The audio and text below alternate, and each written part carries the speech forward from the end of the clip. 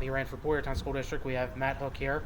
Uh, um, so we're going to talk across the however long we talk about different stuff, predominantly about school stuff and like what are the problems with school and how does someone who in a school board position or someone working in school try to address that. So we're going to go over it. So the first question I wanted to ask, and this is going to be taken as a little bit of a joke question, but I have a friend who's very desperate to have this question asked.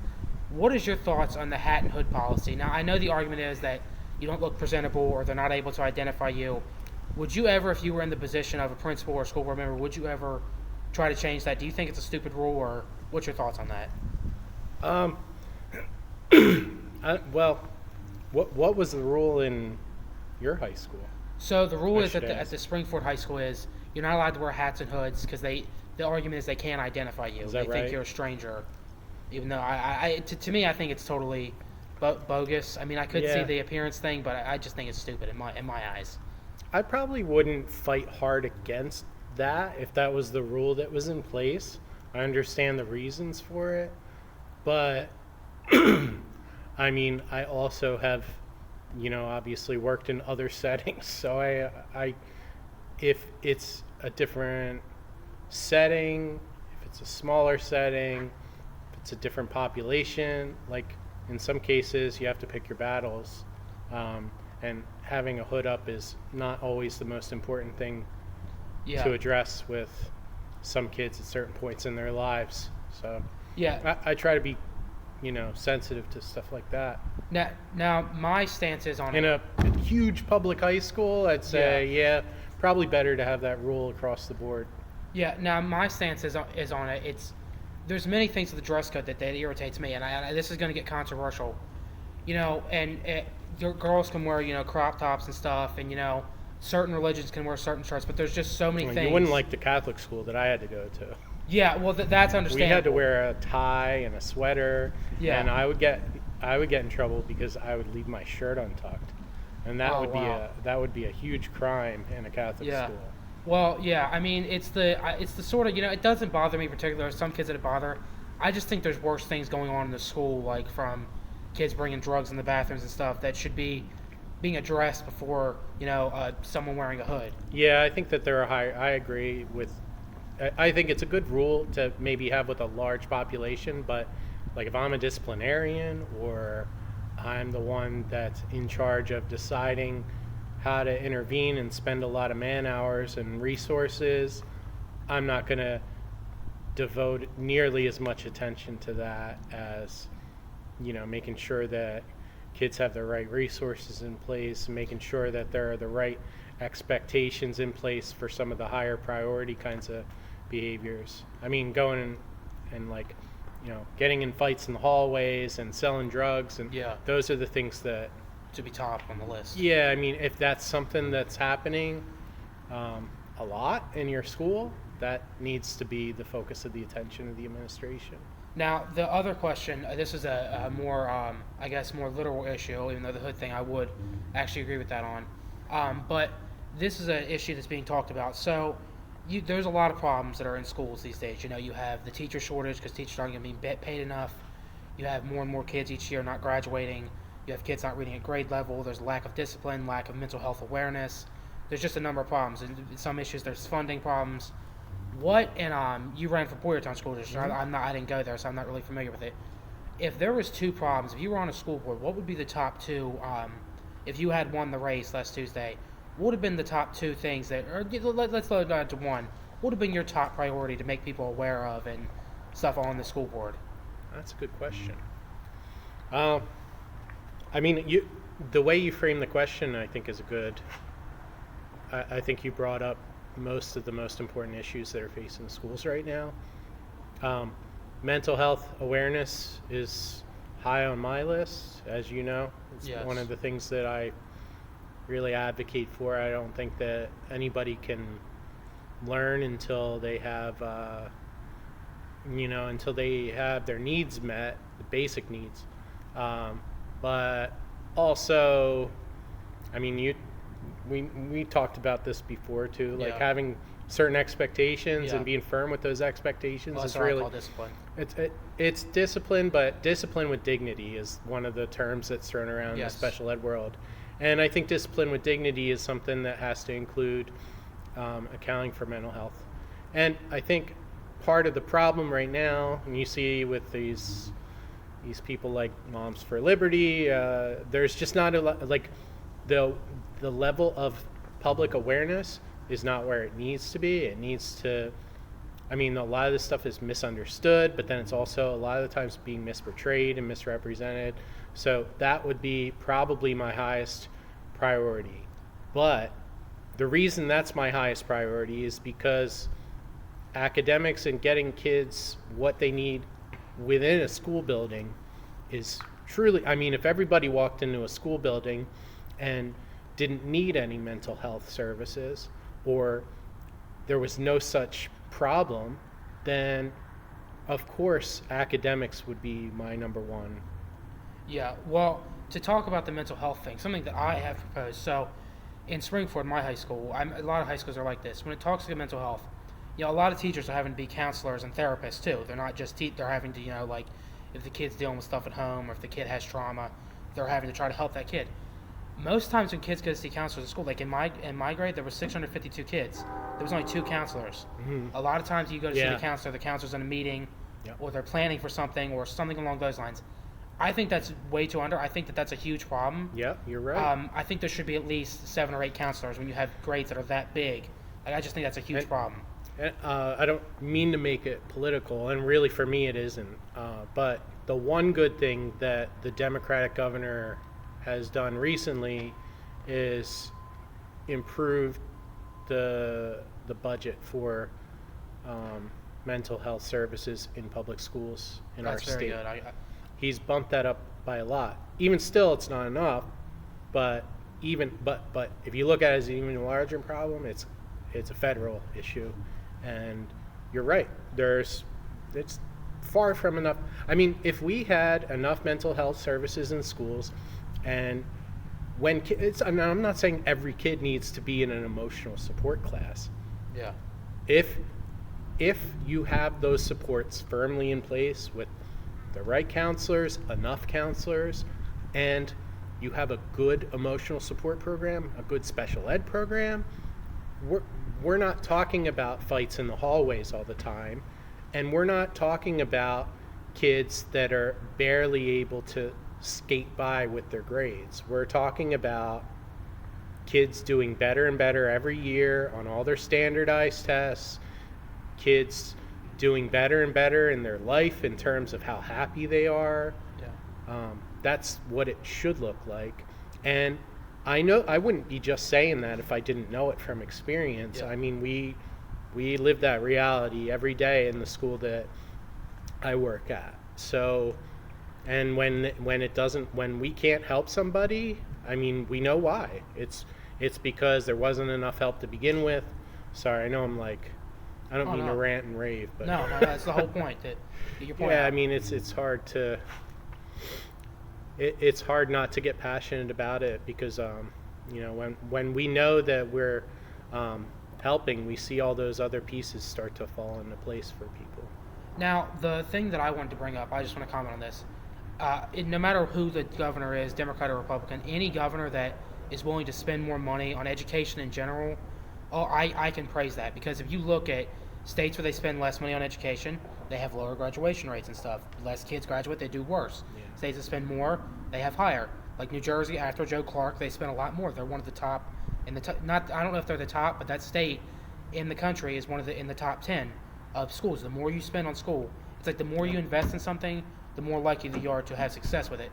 So I want to comment on that. But the other question I wanted to talk about was, this is also sponsored by my friend Julian, about what is your belief on what do guardians and parents, what is their role in school? Because to me, it's very important. If you have a kid, if they got into a fight with their father or their legal guardian or whatever the night before, that's going to most likely affect them the next day in school. And some kids can hide it. I used to be able to do that sometimes. I used to be able to. I've admitted I'm very proud of it. I was in emotional support classes. I was in emotional support school at one point. I met Matt Hook here. But I'm very proud of that. Some kids just can't hide it, and they're just going to have a bad day in school. How do you help kids like that? And what is your opinion on what can parents and guardians be doing better to try to? I know it's different for every parent, but for those situations, what can they be doing better to try to help their kids Yeah. succeed more in school? Um, one of the things that I think schools need to do better and better with is having a way to connect with not only like an easier source of connection to the families, but then also in the families that need more home and community based resources, that there's a better system in place to streamline all that. And that's not something that's happening yet in the Yeah. world. And something that I've worked in home and community based services as in a part-time position for a long time, and it's like those two worlds don't talk to each other. They should. I mean, in the position I was at, we were responsible to hold interagency team meetings when a student had, or when a kid had these kinds of mental health based services. But like, if there were no services extended to the classroom, then it was as if school was a different world, and it shouldn't be that way. I mean, it's obviously like all connected. Yeah. I mean, that's stupid to think it's any other way. It's common sense. Like, we're all human beings. We don't just live in one world and then and it's a complete vacuum from another world. Like, Yeah, we're so all different dimensions. Yeah, like it shouldn't. I mean, and sometimes it's just a matter of like getting the right service, helping a family getting the right services in place so that they have what they need. So sometimes it means that there are family-based services. Sometimes it's intensive behavioral health services. So there are all different kinds of services that are out there, but there's no like brain. It's like a body that doesn't have a brain. You have all these different systems that Yeah. are working in their own way, but they're not connected in any. Together. Yeah. Yeah. So it's frustrating, like being a part of that.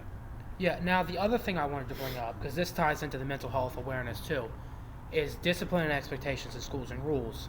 So before I ask you the question, I want to, there's a lot of teachers that are having teachers and principals that are having tough situations these days because they don't know if the child actually has a mental health crisis or if the child is just, being bad to be bad. It's like the question of, and I'll ask you it in a minute. It's like, do you discipline the child for being bad? But then is that going to emotionally mess with them because you don't know what they're going through at home? They could be being abused every day and you don't know that. Right. The child could be being battered before they go to school and after they go to school and dealing with parents that are addicted to alcohol and drugs, and that can really affect it. So it's like the question. Now, I'm a deep believer in, I agree with Joe Clark on this, on, law and order, not like a fascist type thing, but, definitely having rules in the school, and everyone, no matter who you are, even teachers, everyone has to abide by the rules. But then I'm also for the sort of the fact of like, all right, you need to yes, if the child does something bad, they have to have a detention or maybe an in-school suspension to help them with that so they can learn, because when you do things in society, there are consequences. But then I'm also for the factor of like, if it happens once, okay, but if it's happening on a multiple basis, like where they're constantly getting themselves in trouble, Yeah. trying to reach out, trying to figure out, is there something going on at home that you can maybe try to help do? Like, what is causing them to do that? Like, what's your thoughts on separating the, I guess you'd call it expectations with the mental health? And like, this ties back into the home thing, but how do you, I mean, you're a behavior analyst, you worked in special ed too. How do you address it, like let's say you were on the school board and you have two different parents. Let's say there's one parent coming in saying, my child's always being in trouble, but then you have another parent saying, my child's never listened to. Like, how do you incorporate that as anybody in education, school board, principal, teacher, whatever? How do you try to do as best as you can for that? Well, the way the process works in special education is that if there's a very high, say like a high priority external behavior that is, either it's disruptive or it's very obviously a problem for that particular student, or within a certain environment it's disrupting education. Like, the way it's supposed to work is that it should be like a siren. Like it should sound alarms, and especially if it comes out of nowhere. Yeah. There's a process called functional behavior assessment, and in a system that works, there are people like me, behavior analysts, that are doing that job and making sure that they're doing a competent functional behavior assessment. That's the first step. Is it always perfect? Definitely not. It needs to get better. In some schools, even local schools, they're asking teachers to do it, and teachers are not qualified to do that. Yes. But even Pennsylvania isn't yet, Pennsylvania is allowing teachers to do it when you have to have. I had to take a course in functional behavior assessment, and even now, and even after 20 years of, being in the field and thinking about functional behavior, it's still, you can't account for everything. It's hard. There are a lot of factors, so you can't just have anybody go into a situation and figure it out. Yeah. And that's not to say behavior analysts are going to solve all the world's problems. That's probably not the right way to think about it. It should be more like there's a functional behavior assessment, and that's done together in a team. But it can't also, like what I've seen a lot, Brian, is that in a lot of schools they're not doing functional behavior assessments when they should be, and either putting it off because it's inconvenient, or neglecting to do it because you don't have enough staff in place, or you don't have the right staff in place. In some cases, there are entire districts that don't have the right staff in place to do competent functional behavior assessments. And that's, again, it doesn't necessarily need to be a behavior analyst. It could also be a psychologist. What it really needs to be is somebody that has the right training in order to figure that, to put that service into place and try to help in that way. But a good functional behavior assessment would account for a lot of different things. It would account for why is somebody acting away? Is it partially for attention? Is it to get out of stuff, to get a certain kind of attention? But what does it mean to have attention? Like, does that mean that there are issues at home? And a good team can figure that out too, together, in a setting that's working the right way. Now, there's two things I want to say on that. I know you know like what that environment looks like. Yes, I know that 100%. So what I want to say on it is, when you talked about a lot of people that are unqualified having to do it, or not necessarily that they're just stupid, but like you said, like they didn't go to school for it, they didn't take a test for it, they're not like educated with it like someone like you who's been doing it. You have to be experienced to be. I don't want to be like, oh, I'm a professional, but you have to be able to know how to do it and have a good sense for what functional behavior even is, because if you don't understand how behavior works functionally, then you don't know how to treat it, because you can't just fix a behavior with sticker charts. That's not the way it works. So the thing that I wanted to comment was, teachers right now are having to do a lot. They're being guidance counselor, they're being a therapist, they're being teacher, but then they're also having to be mommy and daddy in some situations. That could be because the parents are deadbeats, or just because the parents are overworking, whatever. So I want to comment that, but I hate to beat a dead horse, but going back to the Joe Clark thing, he did fire a lot of teachers. Not some because, yes, they just were not good teachers, but a lot of them were fired because they just weren't the right people for the right time to deal with kids that are in these situations. So this ties into the next question. This is sort of still on the expectations thing. Now, there are some things in school that you'll probably disagree with me on this, but you'll have kids. They'll be not kids that have any IEPs, anything, that are just cutting class. They'll do it once in a while, or they'll just they'll curse in class, or they'll be called the vape pen something. And at Springford, at least, there would be no consequences for them. And to me, that's kind of like telling you, oh, it's okay to rob the bank. I know it's two drastically different things. Yeah, but think about what the first question you had. What was it? About the hoods. Yeah, in a lot of those cases, I think, and not to say I don't know if this is true, but I think in a lot of those environments that teachers are trying to just address what they can when they can, and they're stressed out. They're running around like a chicken with their head cut off. Yeah. Chickens with their heads cut off. So it's hard not to just defend teachers, but I think that's sometimes the case is that teachers are just trying to pick their battles, especially when they don't have enough resources in place. Well, yeah, you're 100% right about that. I 100% agree with you. The only difference is I'm talking at like a management issue. Yes, if you know Yeah, and there is that too. You're right. I've been in principal's rooms. Trust me, I was me in ninth grade. Ask any one of my teachers. I was pardon my French, but I was a son of a bitch. I really would get. You're right well up- qualified to ask these questions, though. I mean, Yeah. you know the ins and outs of the public school system pretty well. Yeah, so I've been in principal's offices before. You know, even an assistant principal, they have a lot. You know, they've got 5 meetings in a day. Then they gotta discipline this kid or whatever. They gotta they have to go and observe a class. You know, they've just got 10 million things going on. So I understand that problem. But then there's also the factor of all right, listen, there has to be rules for the kids, whether they have kids that are special Some needs. of them aren't doing a good Or, job. yeah, so that's just my it's to me Yeah. it's I don't know if discipline's the right word to put it nowadays. It's just there's the lack of expectations in Yeah, schools. I like to use the word expectations, and I definitely agree with that, Brian. And I think the one thing I remember reading a book a while ago, it said about the point about money in the system. I mean, you pay doctors hundreds of thousands of dollars a Yeah. year, and it's a highly skilled trade, and it's hard to learn everything that you need to learn in order to be a physician. I think teaching is the same way, but we devalue it. We ignore some of the most critical information about it. The information that's in a lot of the grad schools doesn't even account for behavior, which Yeah. is to me I'm sorry to interrupt horrible you. but- practice. I'm sorry to interrupt you, but Yeah. did you want to go sit under the light? 'Cause Yeah, let's do I that. don't want- Sorry, everybody. Just gonna pause.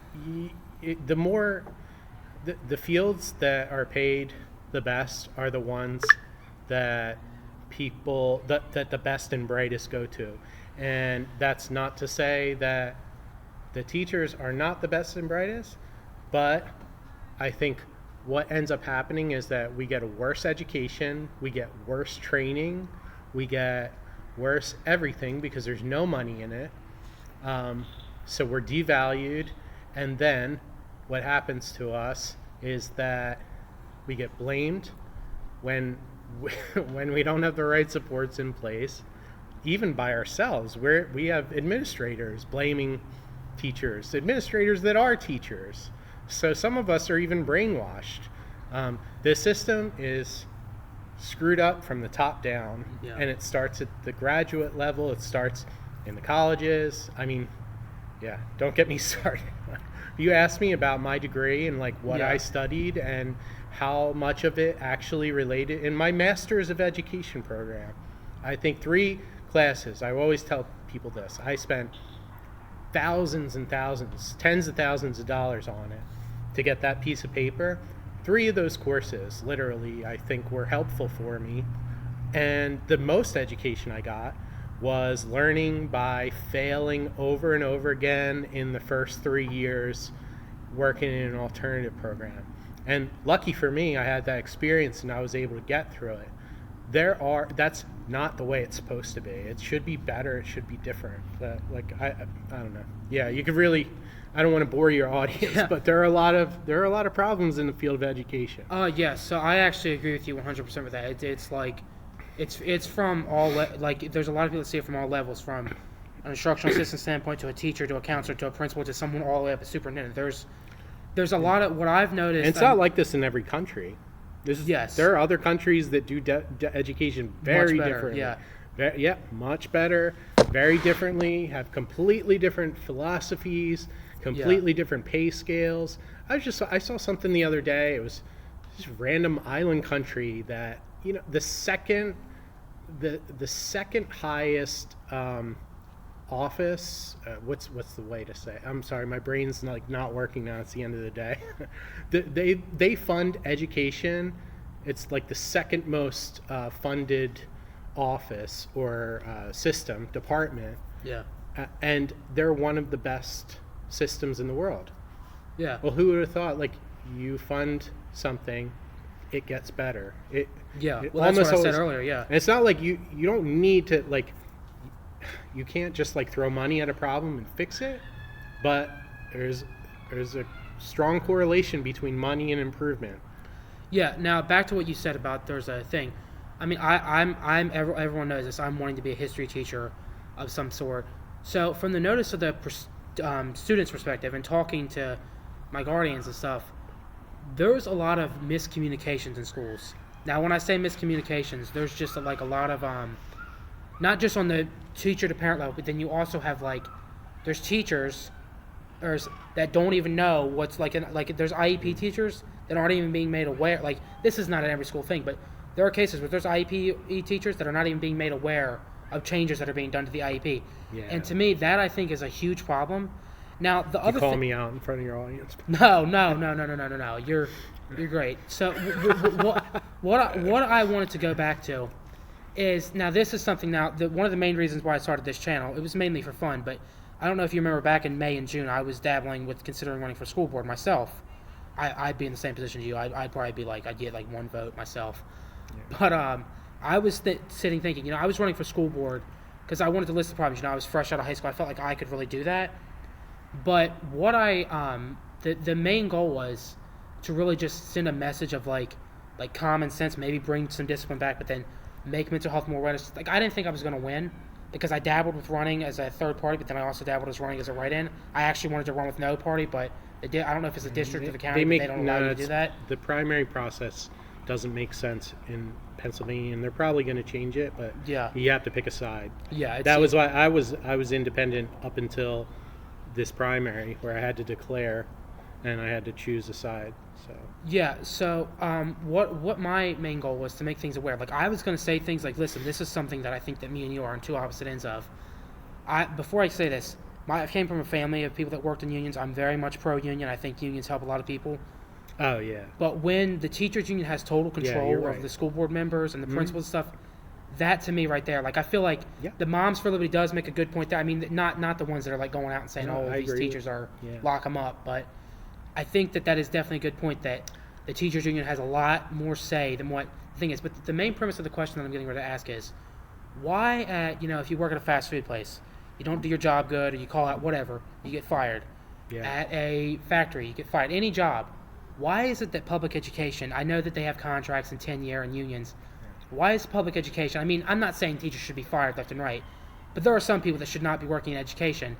So why is it so hard for, to me... You just answered your own question. Well, I know I answered it, but why... Don't blame me, I didn't put it into place. You're right, it's unions. It's the power of unions. It's the same reason why when there's an epidemic of... I don't want to misportray it. When there are issues of any kind with any group of employees that are in a strong union, you can't. It's hard to create change. Yeah. And you're right. And I'm not I can't speak well enough on those issues to give you a good reason why you're wrong, because I agree with you. I think the problem is that on the other side of that argument, when you don't have unions, workers are taken advantage of. Yeah. And they're taken advantage of in every way. And even when there are unions, I see it all the time. We are constantly dumped on. There's no, the goalpost always is moved, meaning you can have one set of 1,000 responsibilities one day, and then the next day there are 1,000 more that are dumped onto you. And by the way, you still have to do the last.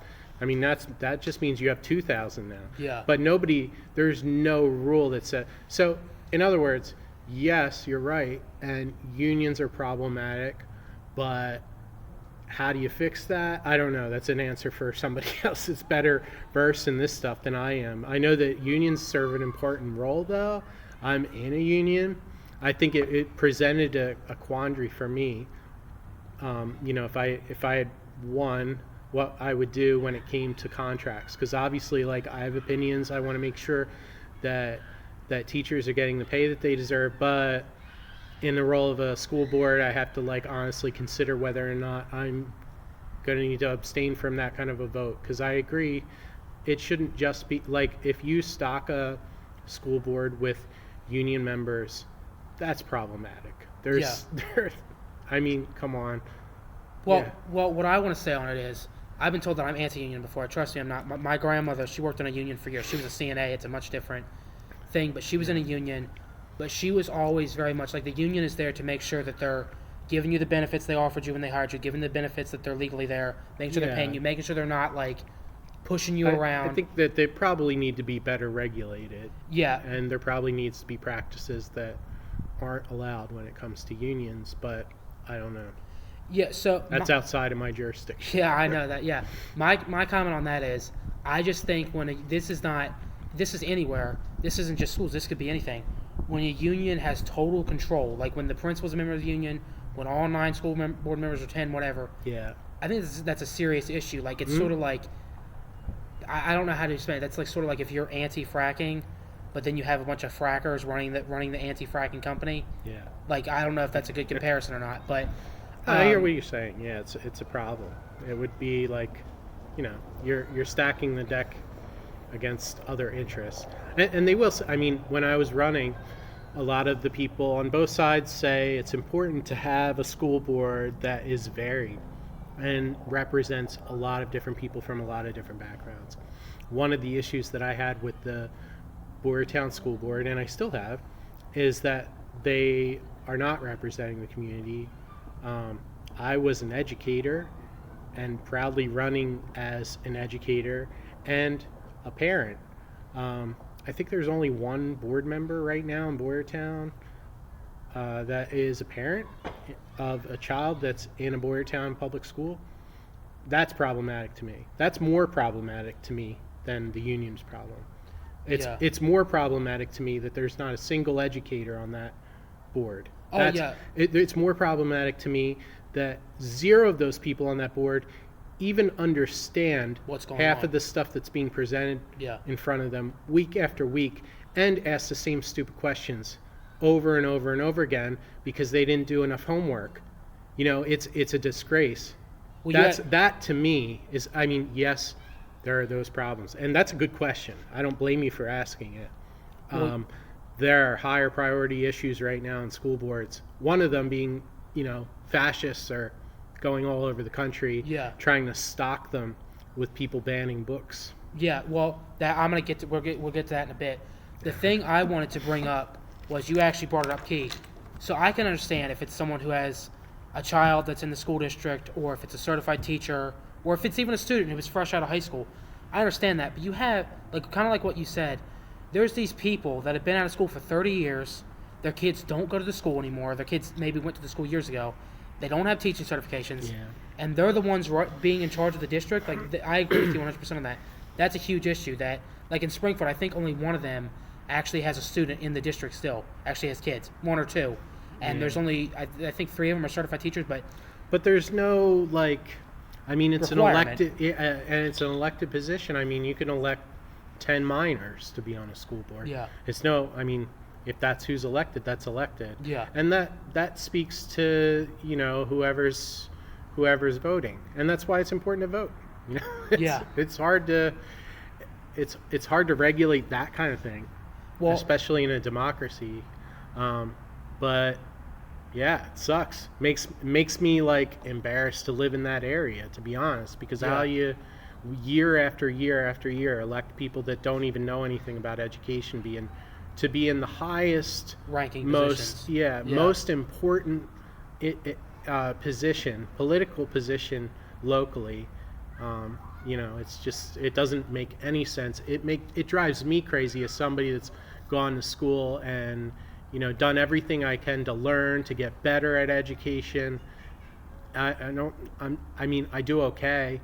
I make a living and I can provide for my family and I'm lucky, but it wasn't like I was going into this to be, we're not making professional basketball player money. Yeah, this is hard work, especially in special education.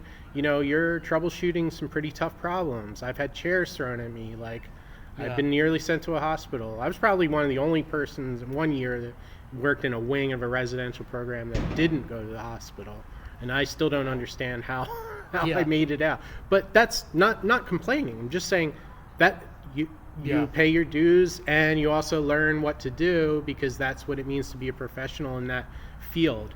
If you don't know anything about it, you don't Yeah. you don't go and try to get elected into a position just because you watched Fox News the night before and you found out something that you think is true without doing any research. I mean, that's the most disgusting, irresponsible thing I've ever heard. Now, to go off that, the Fox News thing, I can agree with that. I think it's on both sides. I think you do have them parents that like my child's innocent. No child should ever be disciplined like that. Like that would be the Fox News set. But then I also think there's the factor of like the teacher's never wrong. They're all Yeah. innocent. They're all saints. Yeah. They're all touched by Jesus. Like, Right. I just think like you said, like before you run something, because I was doing a lot of deep research into it, because I actually found out that my area is 84% Republican. I was going to run as a libertarian. I would have got destroyed, but it was my area this time is basically I don't even know who won. That's how much I paid attention to it. It was Yeah. two Republicans, of establishment against like a Moms for Liberty. There was there was a Democrat that floated the idea, but never did. I'm not a big name or anything. I tried. It's kind of why I got this channel and the TikTok thing going, because I figured I could get the views out more on here than I could through there. But my view if I would have been elected to school board, I was going to try to be this person that's like, let's find common sense on this. Like, I don't want to ban books. You know, I'm ashamed of the history. I'm a white man. I'm ashamed of the history of what we did to African American people. But you can't change history. You just can't. Like, that's no better than North Korea writing their own history. If a parent doesn't want their child learning about that, call the school. Tell the principal, I want my child writing an essay on their favorite president or whatever. Yeah. Like that's like you do that, but you cannot just change the curriculum, because you know what they say: if you don't teach history, history could repeat itself. So you have to teach history to prevent it from repeating itself. So I wanted to go off that. The CRT thing in school, that there's a lot I like about Ron DeSantis. There's a lot I despise, but that thing that all these governors have done in this nation, that is the biggest joke to me. And that's not even a joke. It's not even funny. It's just an insult. Now on to the next question that I wanted to bring up. So from what I learned in I only dabbled with it for a couple weeks. I didn't really. You actually ran. You probably learned a lot more than I did about how like a lot of people have said this. I've seen on YouTube and stuff. Ever since the pandemic, these school board races, they were always kind of political, but they're just so political now. Like me, if I was elected, I wasn't going to be political. I was just going to be there simply like, what's the best way to address this? Let's just explain this very well. Like, I don't care like who you voted for, but Right. like that's a problem. Like I know you can attest to this about how political they've made it. Yeah, I think that's a huge problem, and I learned about it firsthand because I didn't know, like literally, I had no idea anything about the politics behind it. I didn't even think it was political. I was told when I first started that it wasn't supposed to be, but it is, and part of the problem is the fact that you can't run as an independent. Yeah, I think that's a huge issue. I learned, I was in a PAC. It was a local PAC. It wasn't nationally funded. I will admit it. I never didn't. But I will also say, as much as that PAC helped me, as much as I love those members, I didn't always agree with them, and they didn't always agree with me.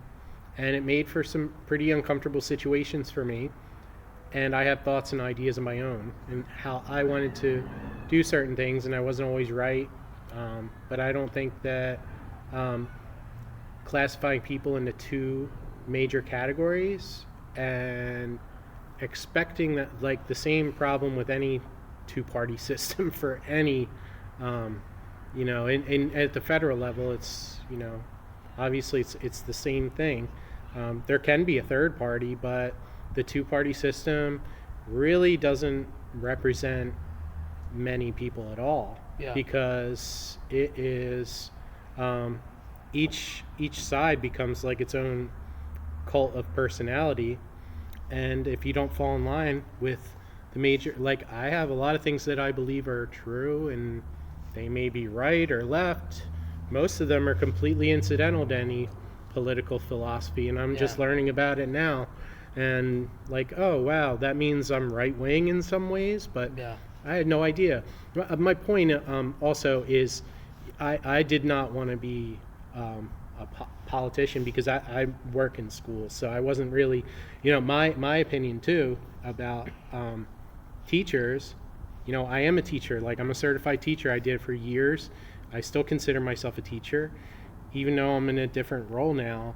But I think the public school system is like not good enough. And every day I go to work, I'm trying to learn more stuff, help put better practices into place together with the other people that I work, try to improve the system.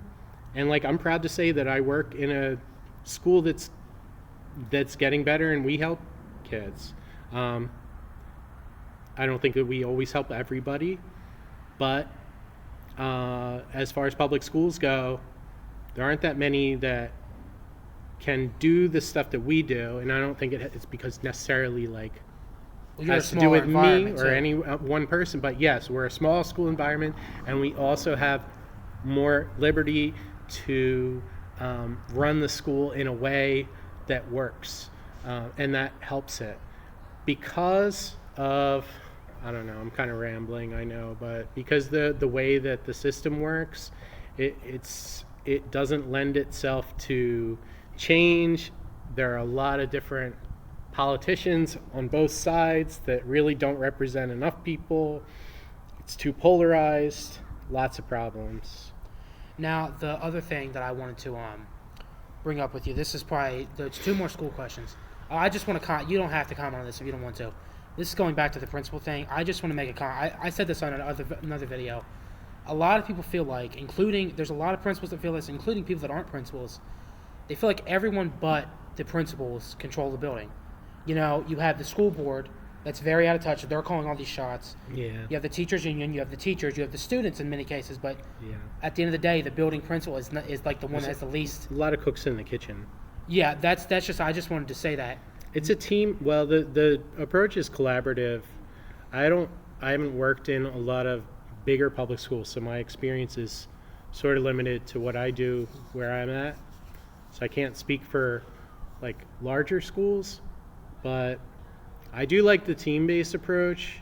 It's hard to do though. It's not like there are so many different personalities, and sometimes the left hand doesn't always talk to the right hand. And Yeah, there's miscommunication, there's lack of communication. yeah, You know, I think that's the same problem with like big government. You know, it's like Yeah. a lot of people that are in charge of a lot of important things, and it becomes like nobody's in charge yeah. at a certain point. Well, the last thing I wanted to address, then I'm going to ask you some tougher questions.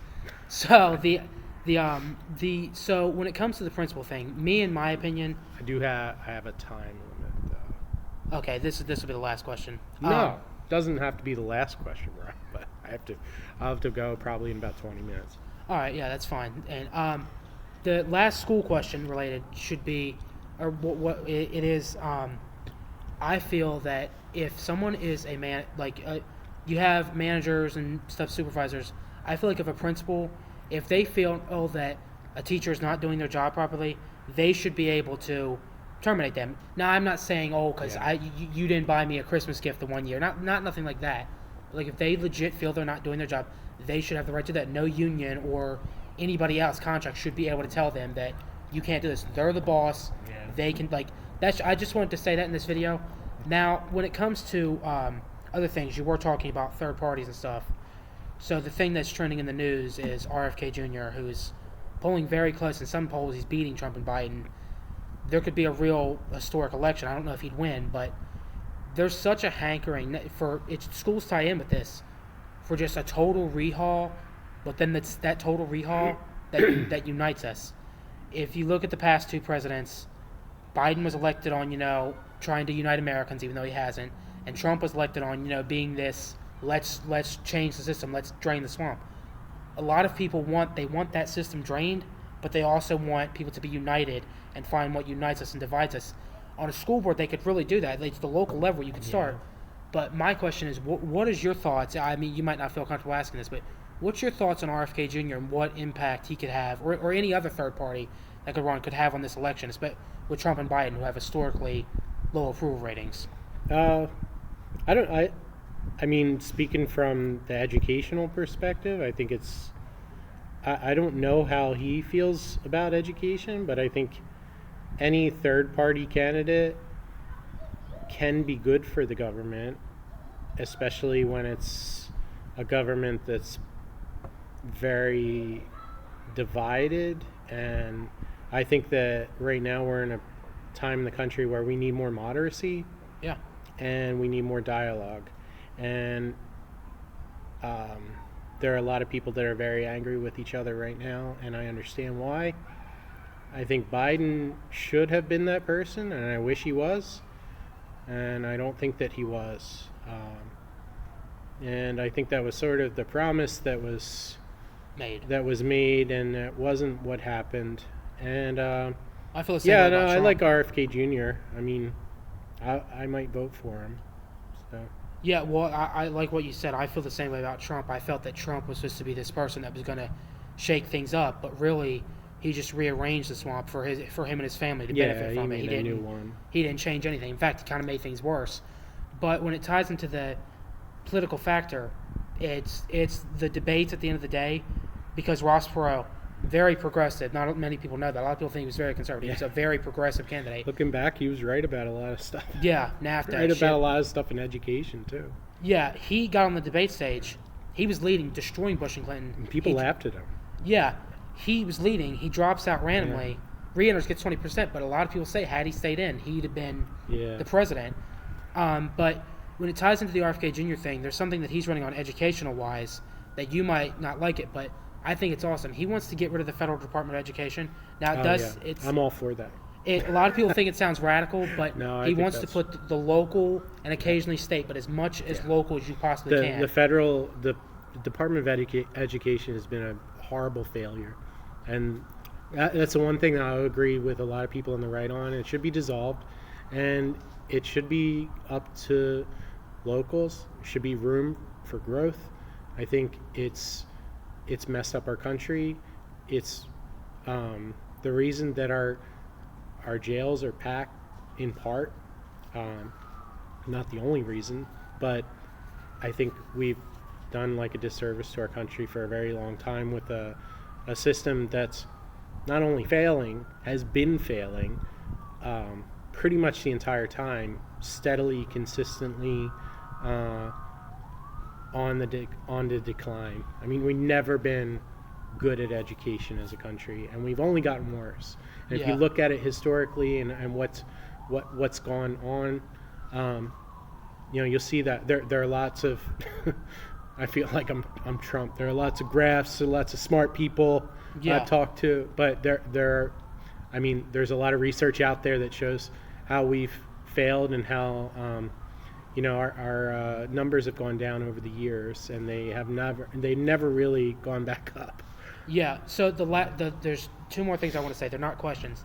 I want to encourage you to do something. You're all about this mental health awareness. Your school board campaign didn't work out, but I will say he came very close. I am encouraging you to start posting TikTok videos or YouTube videos talking about mental health. Maybe not just do it once in a while, and maybe start speaking at school board meetings too, and maybe Yeah. just try to keep it going. The last thing I want to ask you though Thanks, Brian. is, you're welcome. I would like to bring you on this time next year, a few days before the election and a few days after, 2 more times, and just see your thoughts, because I think education is going to be a top issue for the presidency. I really do, Yeah. because there's a lot of parents and teachers and stuff. So Yeah. I'd like to bring you on then. And so that's going to be it for the interview. Thank you. It would be my honor. I Thank always you. like talking to you. Thank you. Matt Hook, it's been an honor having you. Thank you all so much for watching this video. Please like this video. Please share this video. Leave a comment, subscribe, and I just want to leave this. If you feel something's broken, try to do something about it. You are one person, but just try to change as much as you can. All right. Thanks, everybody. Have a good night. Bye-bye.